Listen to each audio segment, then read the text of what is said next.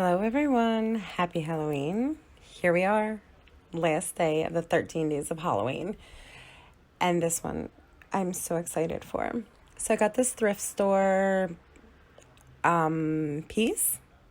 It's wood and I don't know, some other like bamboo type stuff. The tree is made from metal and it had like these little prongs on the back that stuck into the canvas or the bamboo, whatever the background is. So I covered the entire piece, the inside with gesso, and I don't know what happened to the footage of me showing the Distress Oxides that I'm using, but I'm using Spiced Marmalade, Wilted Violet, Faded Jeans, Peeled Paint, and Vintage Photo. And I'm going to spray them on, obviously, like in a circular motion. I'm kind of going for a night-ish kind of sky. And then the ground area I'm just going to do with the peeled paint and the Vintage Photo. And then I'm spraying the heck out of it with water so I can mix them all together. And then I'm going to go in with some Distress paint and I'm going to spritz it down with a little bit of water. I don't have oxide in black soot, the oxide spray in black soot. I don't even know if they make it in the spray. It would be pretty awesome if they did. I don't know. I got to check. I don't have as many Tim Holtz Distress Oxide sprays as I would like. I'm working on it. So I'm going to use the Distress paint instead.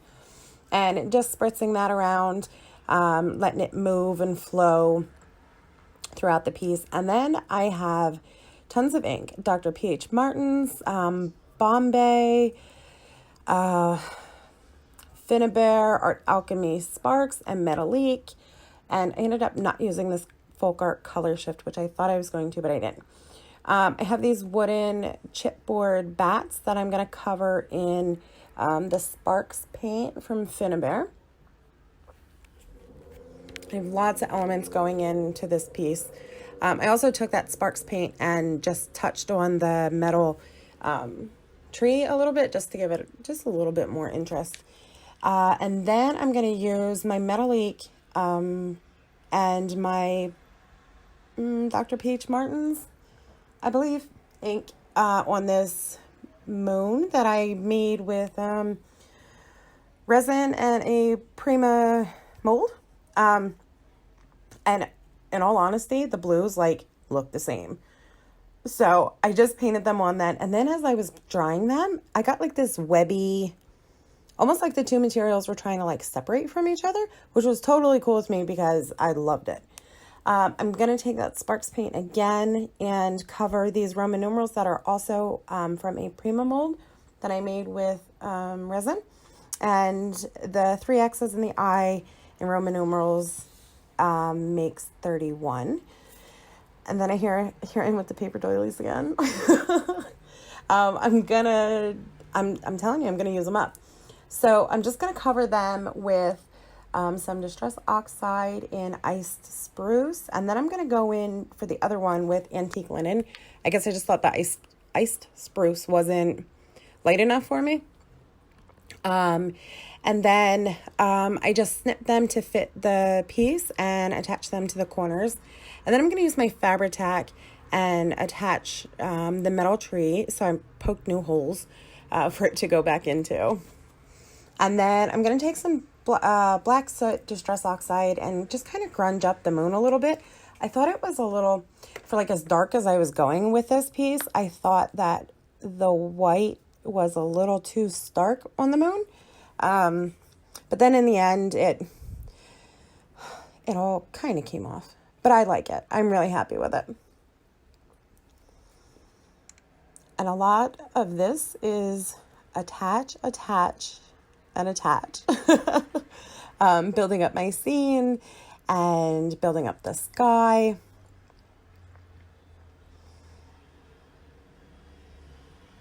And I went over the Roman numerals with, I don't even know, what did I use? How do I not know what I used? I don't know. So we're going to use lots of Tim Holtz here. We're going to use the bones. We're going to use the skulls. We're going to use the pumpkins We're going to use the bats.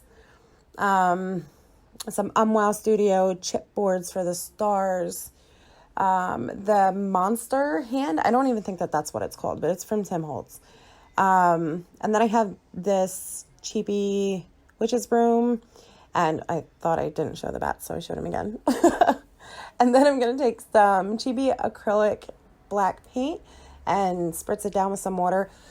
Excuse me. And I'm just going to coat the entire thing. You guys have seen me do this before.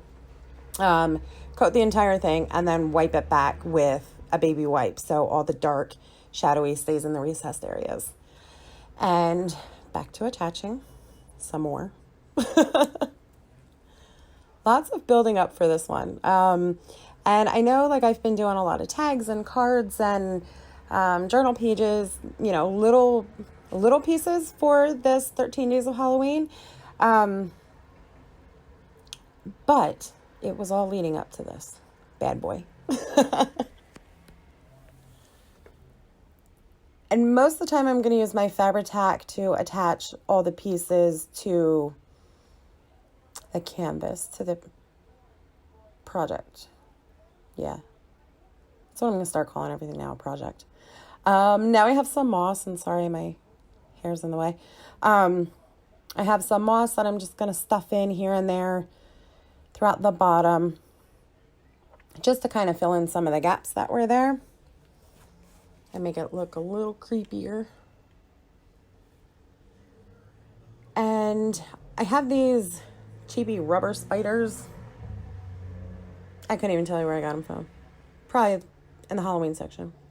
But I felt like I had the web, so I needed spiders. So I'm going to attach them with glossy accents.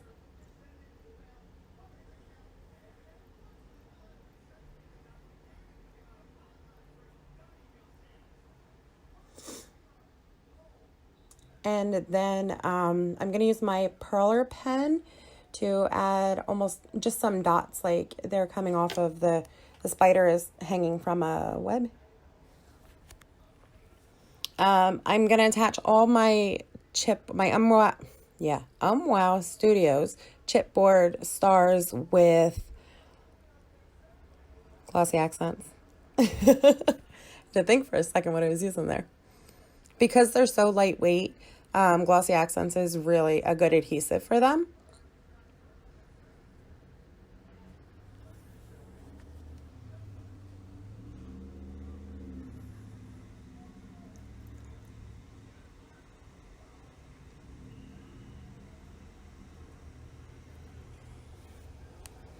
And now I'm going back in with that metallic paint that I have on the moon, and I thought that maybe I would highlight the branches a little bit, highlight the Roman numerals. That way it ties in that blue a little bit and the moon itself doesn't stick out so much. I did attach the bats with my glossy accents, the wooden bats, chipboards I attached with the glossy accents, and then the metal Tim Holtz ones I attached with my Fabri-Tac. And that's it, guys. I want to thank you all so very much for sticking around for my 13 Days of Halloween. Everyone who's liked and commented and shared, all my new followers that I have. I'm super, super grateful for every one of you. Thank you so much, and happy Halloween. Bye.